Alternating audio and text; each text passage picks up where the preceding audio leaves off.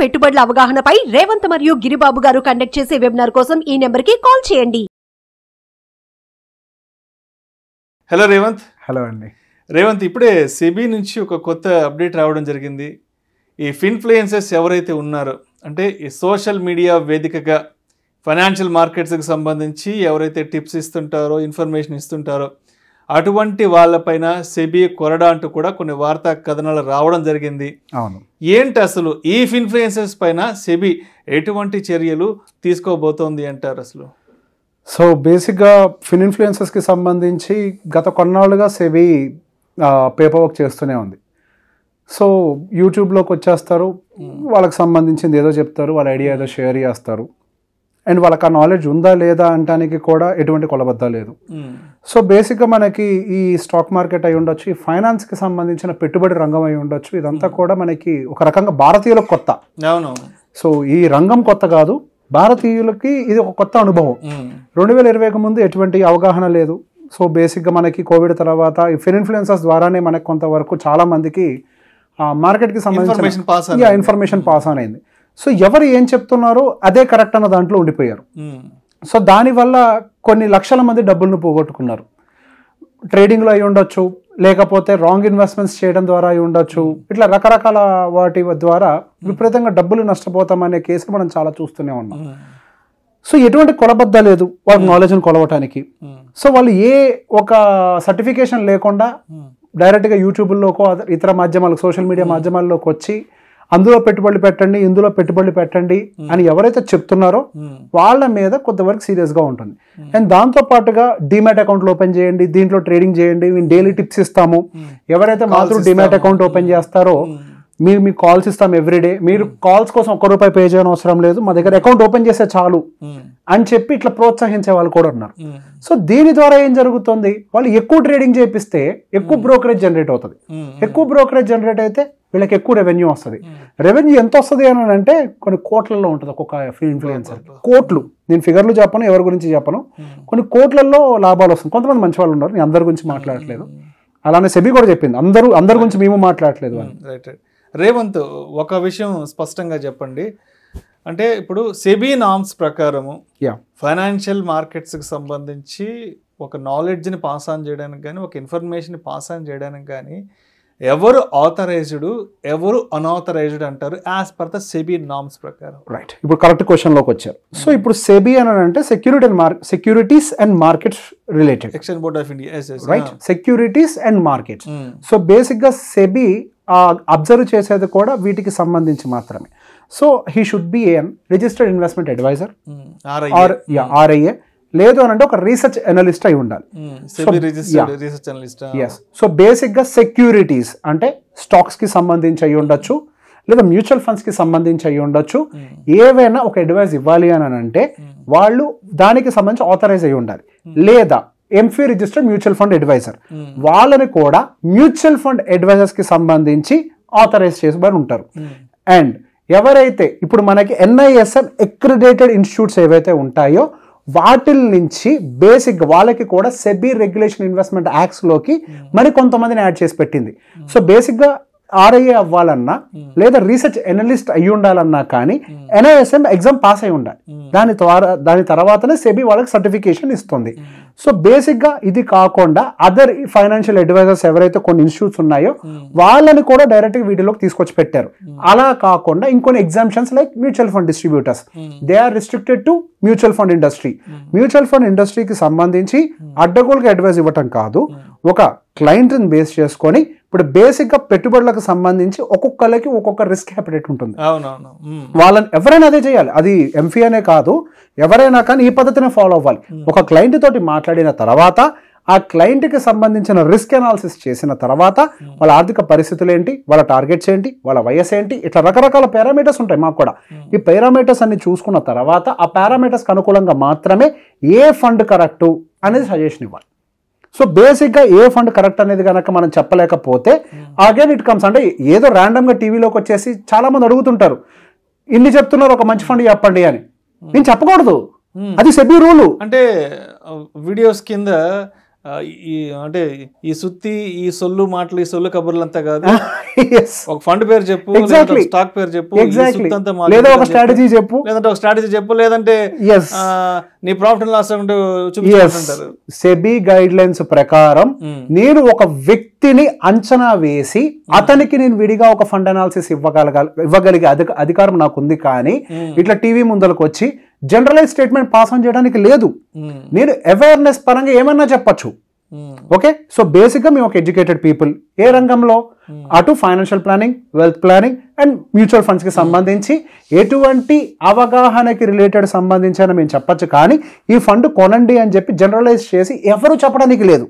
అదే ఒక research analyst అయినట్లయితే ఒక స్టాక్ కి సంబంధించిన రీసెర్చ్ ఆయన చేసిన తర్వాత ఆయన బయటికి రిలీజ్ చేయొచ్చు, పలానా స్టాక్ బాగుంది, ఈ ప్రైస్తో కొనుక్కోండి, ఈ ప్రైస్తో అమ్మేయండి. అదే రిజిస్టర్డ్ ఇన్వెస్ట్మెంట్ అడ్వైజర్ అయితే వాళ్ళు ఒక క్లయింట్కి సంబంధించి అగైన్ మాలాగానే విడివిడిగా అనాలిసిస్ చేసిన తర్వాత మాత్రమే వాళ్ళకి ఏదైనా సజెషన్ ఇవ్వగలుగుతారు. అంతేకాని ర్యాండమ్గా ఇట్లా టీవీల ముందరకు వచ్చి కెమెరాల ముందరకు వచ్చి అది కొనేయండి ఇది కొనేయండి అని చెప్పే హక్కు లేదు. సో బేసిక్గా ఈ ఇన్వెస్ట్మెంట్ రెగ్యులేషన్ యాక్ట్లోకి చాలా విభాగాలు ఉన్నాయి. ఓకే, సో బేసిక్గా రీసెర్చ్ అనలిస్ట్కి ఒక పాత్ర ఉంది, రిజిస్టర్డ్ ఇన్వెస్ట్మెంట్ అడ్వైజర్కి ఒక పాత్ర ఉంది, మ్యూచువల్ ఫండ్ అడ్వైజర్కి, అంటే మ్యూచువల్ ఫండ్ అడ్వైజర్ అని వర్డ్ యూజ్ చేయకూడదు ఇక్కడ, డిస్ట్రిబ్యూటర్ మ్యూచువల్ ఫండ్ డిస్ట్రిబ్యూటర్కి సంబంధించి ఒక పాత్ర ఉంది, ఫైనాన్షియల్ ప్లానర్కి ఒక పాత్ర ఉంది, వెల్త్ మేనేజర్కి ఒక పాత్ర ఉంది. ప్రతి ఒక్కళ్ళకి పాత్ర ఆల్రెడీ నిర్ణయించబడి ఉంది. మేము ఆ పరిమితులకు లోబడి మాత్రమే పనిచేయాలి, ఆ పరిమితులు దాటి పనిచేయడానికి ఎటువంటి వీలు లేదు. ఓకే, సో బేసిక్గా మేము ఒక అడ్వైస్ ఇస్తున్నాము ఒక క్లయింట్కి అని అంటే అందుకే మేము టీవీలో ఇవ్వం, మా దగ్గరకు వచ్చి మాట్లాడితే ఇస్తాం. ఎందుకనంటే మాకు ఆ పరిమితి ఉంది, ఆ పరిమితికి అనుకూలంగా మా రీసెర్చ్ అనాలిసిస్ ప్రకారం మేము ఇస్తాం. రైట్. అండ్ మరొక విషయం కూడా చెప్పండి రేవంత్, ఇప్పుడు అంటే ఫైనాన్షియల్ ప్లానింగ్ చేయడమో లేదంటే ఫైనాన్షియల్ మేనేజ్మెంట్ చూడడమో ఏదైతే ఉందో ఈ యాక్టివిటీ ప్రాసెస్ అంతా కూడా ఎవరు మాత్రమే చెయ్యాలి, ఎవరు చెయ్యకూడదు ఫైనాన్షియల్ ప్లానింగ్ అనేది? సో బేసిక్గా SEBI registered investment advisers act open చేయండి, గూగుల్లో దొరుకుతుంది అది డైరెక్ట్ గా. సో నేనేదో చెప్పడం కూడా కాదు, డైరెక్ట్ గా దొరుకుతుంది. సో బేసిక్ గా ఏ ఇన్స్టిట్యూట్స్ అయితే NISM ద్వారా అక్రెడిటేషన్ తీసుకొనిబడి ఉంటాయో, ఓకే, అంటే ఎవరైతే ఇప్పుడు మన కాలేజెస్ ఇంతకుముందు ఒక ఎగ్జాంపుల్ చెప్పాం, మీరు JNTU అండర్లో ఏ కాలేజ్లో చదివినా ఫైనల్ గా బీటెక్ డిగ్రీ JNTU సర్టిఫికేట్ వస్తుంది. ఎందుకు? అది యూనివర్సిటీ, దానికి అక్రెడిటేట్ అయి ఉంటాయి కాలేజెస్. అలానే అఫిలియేటెడ్ టు, సో అలానే NISM ద్వారా అక్రెడిటేషన్ తీసుకున్నటువంటి ఇన్స్టిట్యూట్ అయి ఉండాలి. ఓకే, లేదా డైరెక్ట్ గా NISM కండక్ట్ చేసేటువంటి ఎగ్జామ్స్ లో మీరు క్వాలిఫై అయి ఉండాలి. వాళ్ళకి మాత్రమే ఈ ఫైనాన్షియల్ ప్లానింగ్ చేయడానికి కానీ, లేకపోతే మ్యూచువల్ ఫండ్ డిస్ట్రిబ్యూషన్ చేయడానికి కానీ, ఈ వెల్త్ మేనేజ్మెంట్ కి సంబంధించి కానీ వాళ్ళకి మాత్రమే లైసెన్స్ ఉంటుంది. సో అది క్లియర్ గా రాసి ఉంటుంది, ఎవరైనా సెబీ కాపీ డౌన్లోడ్ చేసి చూసుకోవచ్చు.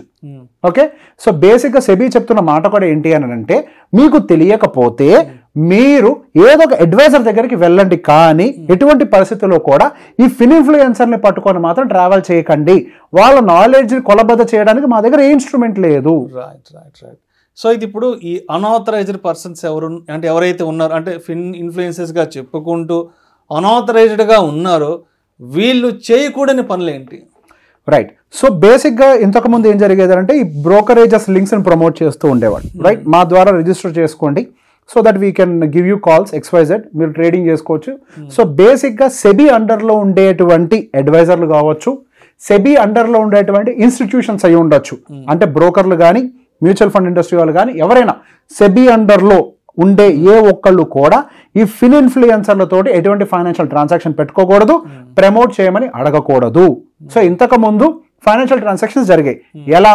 వాళ్ళతో ఏమైనా రిజిస్ట్రేషన్స్ జరిగితే బ్రోకరేజ్లో ఇంత షేర్ ఇచ్చేస్తామనో, లేదా ప్రమోట్ చేయడానికి మేము ఇంత డబ్బులు ఇస్తామనో, XYZ, ఇటువంటివి ఏవి కూడా పెట్టుకోవడానికి వీలు లేదు. ఇప్పుడు బేసిక్గా మనకి స్మాల్ కేసులు అంటే ఎగ్జాంపుల్స్ చెప్తాను. నేను స్మాల్ కేస్ డబ్బులు ఇచ్చి ప్రమోట్ చేయించిందని నేను చెప్పట్లేదు, ఉదాహరణకి మాత్రమే చెప్తున్నాను. ఎగ్జాంపుల్, వాళ్ళ దగ్గర బాస్కెట్స్ ఉంటాయి, అందులో పెట్టుబడులు ఎవరైనా సెలెక్ట్ చేసి పెట్టుకున్నట్లయితే స్టాక్స్ డైరెక్ట్ ఇన్వెస్ట్మెంట్, వాళ్ళే బాస్కెట్స్ అన్ని కూడా రెగ్యులర్గా మారుస్తూ ఉంటారు. దాన్ని RIL కంట్రోల్ చేస్తూ ఉంటారు, రిజిస్టర్డ్ ఇన్వెస్ట్మెంట్ అడ్వైజర్స్ కంట్రోల్ చేసుకుంటారు ఆ బాస్కెట్స్ ని. సో బేసిక్ గా ఇట్లాంటి బాస్కెట్స్ ని చాలా మంది బయట నుంచి ప్లాట్ఫామ్స్ రన్ చేస్తూ ఉంటాయి. స్మాల్ కేస్ అనేది పెద్ద పేరు అంతే, ఇట్లాంటి కంపెనీస్ చాలా ఉన్నాయి. డబ్బులు ఇచ్చి ప్రమోట్ చేయించకూడదు, మీ రిజిస్ట్రేషన్ ద్వారా వస్తే మీ డబ్బులు ఇస్తామనో ఇటువంటి ఏ ట్రాన్సాక్షన్స్ కూడా పెట్టుకోవడానికి వీల్లేదు. రైట్. సో అండ్ మీరు వేరే వాళ్ళకి అకౌంట్ ఇచ్చి హ్యాండిల్ చేయమని చెప్పే వీలు లేదు. ఏ ట్రాన్సాక్షన్ ఉన్నా అటు ఆర్ఐఏలు కానీ రిజిస్టర్డ్ ఇన్వెస్ట్మెంట్ అడ్వైజర్స్ అయి ఉండొచ్చు, లేదా రీసెర్చ్ అనలిస్ట్లు అయి ఉండొచ్చు, లేదా పోర్ట్ఫోలియో మేనేజ్మెంట్ సర్వీసెస్ మెయింటైన్ చేస్తున్న వాళ్ళు అయి ఉండొచ్చు, ఎవరైనా the body under the SEBI ఎవరైనా కానీ ట్రాన్సాక్షన్స్ ని కంప్లీట్ గా త్రూ బ్యాంక్ మాత్రమే జరగాలి. సో దట్ అంత ఫేర్ గా జరుగుతోంది. క్యాష్ త్రూ ఏవి తీసుకోవద్దు అని కూడా క్లియర్ గా చెప్పేశారు. అన్ఆథరైజ్డ్ ట్రాన్సాక్షన్స్ 80% చేయొద్దు అని.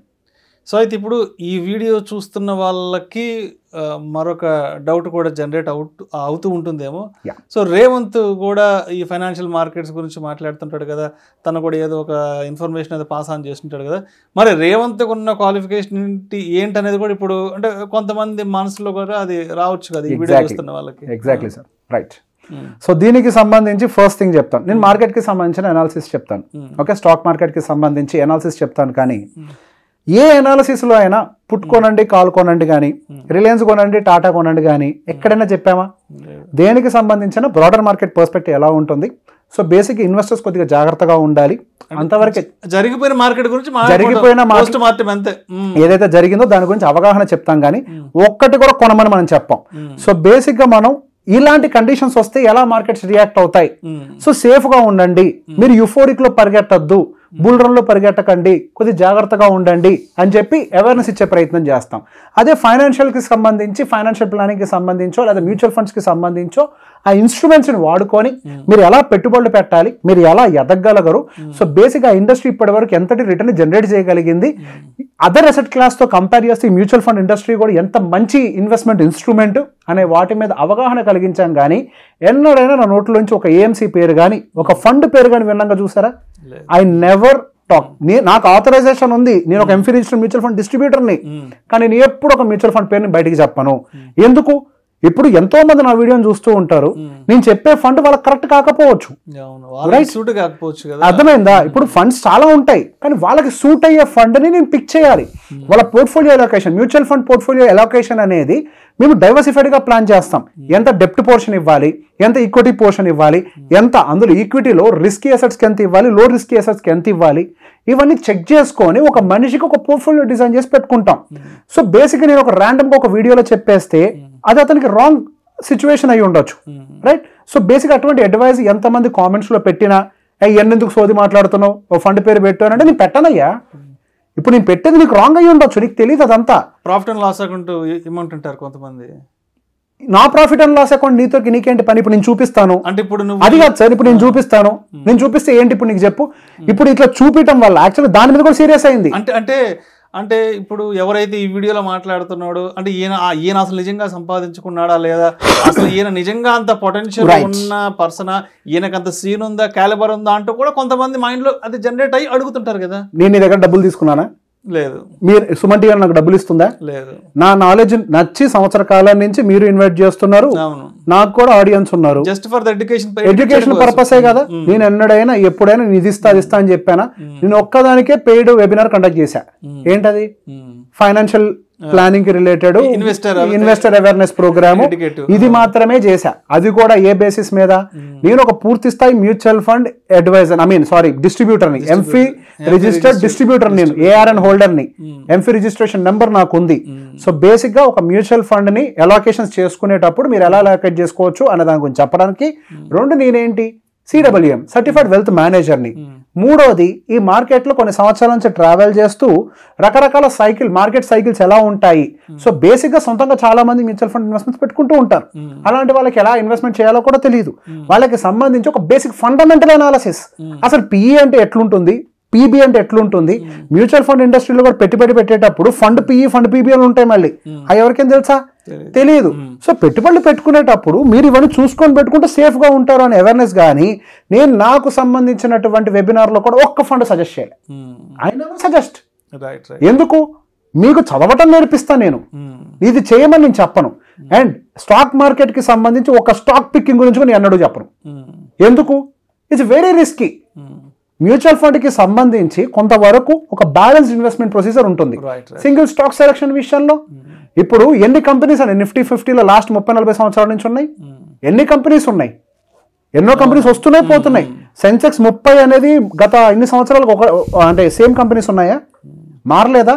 ఇప్పుడు మీరు ఏదో ఒక స్టాక్ పిక్ చేస్తారు, ఆ సెన్సెక్స్ నుంచే బయటికి పోద్ది, ఎవరిది బాధ్యత? సో బేసిక్గా అందుకే మ్యూచువల్ ఫండ్ ఇండస్ట్రీ అయితే ఈ హెడేక్ అంతా వాళ్ళు తీసుకుంటారు. ఏ వస్తున్నాయి, ఏం పోతున్నాయి, కొద్ది వరకు safe, secured and assets. So వాటికి సంబంధించి కూడా ఎలా పిక్ చేయాలి అనే దాని గురించి డిస్కస్ చేసే ప్రయత్నమే వెబినార్లో చేస్తున్నాం. వాటికి కూడా ఫండమెంటల్స్ ఉంటాయి. బీటా అంటే ఏంటి, ఆల్ఫా అంటే ఏంటి, ప్రైస్ బుక్ అంటే ఏంటి, ప్రైస్ టు ఎర్నింగ్స్ అంటే ఏంటి, అసలు ఏ సెక్టర్స్ ఇప్పుడు ఎలా ఉన్నాయి, అసలు సెబియా మొత్తుకుంటుంది మీరు స్మాల్ అండ్ మిడ్ క్యాపిటల్ జాగ్రత్తగా ఉండండి అని, ఎందుకు మొత్తుకుంటుంది అనేది టెక్నికల్గా చూపించే ప్రయత్నం చేస్తాం. కానీ మేము ఎక్కడైనా ఇది కొనండి అని చెప్పామా? లేదు. రైట్. నేను ఇప్పటి వరకు కంప్లీట్గా నాకున్న నాలెడ్జ్ని ట్రాన్స్ఫర్ చేసే ప్రయత్నం చేస్తున్నాను. ఇంతకుముందు నాకు ఏ నాలెడ్జ్ ఉందో ఇచ్చే ప్రయత్నం చేస్తున్నాను. ప్రతిరోజు ఒక ఎక్స్పీరియన్స్ని ఏదైతే చూస్తున్నానో ఆ ఎక్స్పీరియన్స్ని మీతో షేర్ చేసుకుని తద్వారా మన వ్యూవర్స్కి ఇచ్చే ప్రయత్నం చేస్తున్నాను. అంతేకాని we never shared any kind of to buy this or to buy that. That could be an ETF, that could be a stock, that could be a put or FnO అయి ఉండొచ్చు, ఒక మ్యూచువల్ ఫండ్ అయి ఉండొచ్చు. ఒకటి కూడా నా నోట్ల నుంచి ఎప్పుడు బయటికి రాలి. I only give knowledge. It is up to you how you trade. ఇందా క్వశ్చన్ అడిగారు, నా పిఎన్ఎల్ అని చెప్తున్నాను. సెబీ దాని కూడా చాలా సీరియస్గా ఉంది. ఈ పిఎన్ఎల్ చూపించి అట్రాక్ట్ చేస్తున్నారు అని చెప్పి. ఇప్పుడు ఆ పిఎన్ఎల్ చూడబట్టే కదా ఇంతమంది ఎఫ్ఎన్ఓలోకి వచ్చింది. నేను దాన్ని చాలా వ్యతిరేకం. అసలు ఎవరు చూపించమన్నాడండి మిమ్మల్ని పిఎన్ఎల్? మీ పిఎన్ఎల్ చూసి అన్ని కోట్లు మీరు సంపాదిస్తున్నారు కాబట్టి దాన్ని చూసి అతుత్సాహంతో చాలా మంది రీటైలర్స్ ఇందులోకి వచ్చి డబ్బులు కోల్పోయారు. మీ దగ్గర ఉండే క్యాపిటల్స్ ఏమో 30 కోట్లు 40 కోట్లు ఉంటాయి, దాని మీద మీకు ఒక 10 కోట్లు 15 కోట్లు వస్తుంది. సో రిటర్న్స్ రేషియో చూసుకున్నప్పుడు అది ఏదో 40% ఎంతో ఉంటుంది. కానీ ఆ 10-15 కోట్ల ఫిగర్లు చూసి ఎంతమంది రీటైలర్స్ ఆశపడిపోతున్నారు? చూపించకూడదండి పిఎన్ఎల్. ఏ అదోలు చూపిస్తున్నారు నాకైతే అర్థం కాదు. తప్పు. దాన్ని చూసి అత్యాసపడుతున్నారు రీటైలర్స్ అందరూ. అది లేకపోతే 10 లక్షలు, మొన్న ఏదో పాపం ట్రైన్ దగ్గర ఒక కుర్రాడు 10 లక్షల రూపాయలు అప్పు చేసి చనిపోయాడంట. ఎందుకు అప్పు చేయబడ్డాడు? వీళ్ళందరూ చూపిబట్టేగా. వీళ్ళందరూ చూపిబట్టే వాళ్ళందరూ అప్పులు చేసి మరీ ట్రేడింగ్లకు వస్తున్నారు. చూపించకూడదు. ఇఫ్ ఇట్ యువర్ బిజినెస్, నేను ట్రేడర్నే కానీ ఎన్నడైనా నేను ఎక్కువ ట్రేడింగ్ గురించి మాట్లాడతానా? ట్రేడింగ్లోకి రండి నేను ఎప్పుడైనా చెప్పానా? ట్రేడింగ్లోకి రావద్దని చెప్తాను నేను ఎప్పుడు డిస్కరేజ్ చేస్తా. అది అందరూ స్కూల్ కాదు. Trading is a difficult business. అది అందరూ చేసే పని కాదు. మీరు ఒక మంచి సాఫ్ట్వేర్ ఇంజనీర్ నుంచి టీమ్ లీడర్ అవ్వండి, మేనేజర్ అవ్వండి, సీఈఓకి వెళ్ళండి. మీకు మంచి హైట్స్ ఉన్నాయి మీ లైఫ్లో, వీటిల్లోకి వెళ్ళండి. కానీ ఒకటి పిఎన్ఎల్ చూసో, ఎవడో చెప్పిన స్టేట్మెంట్ని చూసో నాలెడ్జ్ తెచ్చుకోండి, అవగాహన పెంచుకోండి, పెట్టుబడులు పెట్టండి. ట్రేడింగ్లోకి రావాలి అని అంటే నేను ఎవరిని రావద్దని నేను చెప్పట్లేదు, కానీ మీరు కష్టపడండి. ముందు అప్పులు చేసి డబ్బులు పోగొట్టుకొని ఎక్స్పీరియన్స్ తెచ్చుకోవడం ఏంటి? నేను ట్రేడింగ్ ముందు నుంచి నేర్చుకున్నాను. ఎట్లా నేర్చుకున్నా? నేను డబ్బులు పెట్టి నేర్చుకోలే. ఏదో చిన్న క్యాపిటల్ పెట్టి నాకు వచ్చేదాకా దాని మీదనే ఏది ముందుగా నా ఫ్యామిలీ అంతా సెటిల్ చేసి ఆ తర్వాత ట్రేడింగ్లోకి వచ్చి నా ఫ్యామిలీకి ఎటువంటి ఇబ్బంది లేదు అని కంక్లూజన్లోకి వచ్చాక అప్పులు చేయకుండా నా దగ్గర ఉన్న ఏ చిన్న క్యాపిటల్ తోటే మొదలు పెట్టాను ఆ జర్నీని. రైట్. దానికి ఒక ప్రాసెస్ ఉంది. నేను ఎప్పుడు చెప్తా, ప్రతి దానికి ఒక డిసిప్లిన్ ఉండాలి. అది లేకుండా we never advise sir, we only educate. Right. మీకు మ్యూచువల్ ఫండ్ అడ్వైస్ కావాలా? నా దగ్గరికి రండి. మీ రిస్క్ అప్టైట్ని బేస్ చేసుకొని ఏది కరెక్టా చెప్తా. ఇన్సూరెన్స్ ప్లానింగ్ కావాలా? నా దగ్గరికి రండి. నాకు దానికి సర్టిఫికేషన్ ఉంది. మీదంతా హ్యూమన్ లైఫ్ వాల్యుయేషన్ చేసి మీకు ఏ ఇన్సూరెన్స్ కావాలో చెప్తా. మీకు ఫైనాన్షియల్ ప్లానింగ్ కావాలా? నా దగ్గరికి రండి. విడిగా అందరి ముందు జనరలైజ్గా నేను చెప్పను. Right. Thank you so much Revanth. And SEBI తీసుకొచ్చినటువంటి ఈ ఇన్ఫ్లుయెన్సెస్కి సంబంధించి ఎటువంటి కొత్త రెగ్యులేషన్స్ తీసుకొచ్చింది ఏంటనే దాని గురించి చాలా చక్కగా మేము విశ్లేషణ తెలియజేస్తాం. Thank you so much Revanth. Thank you అండి. సుమన్ టీవీలో మీ పర్సనల్ అండ్ బిజినెస్ ప్రమోషన్స్ కోసం కింది నెంబర్కి కాంటాక్ట్ చేయండి.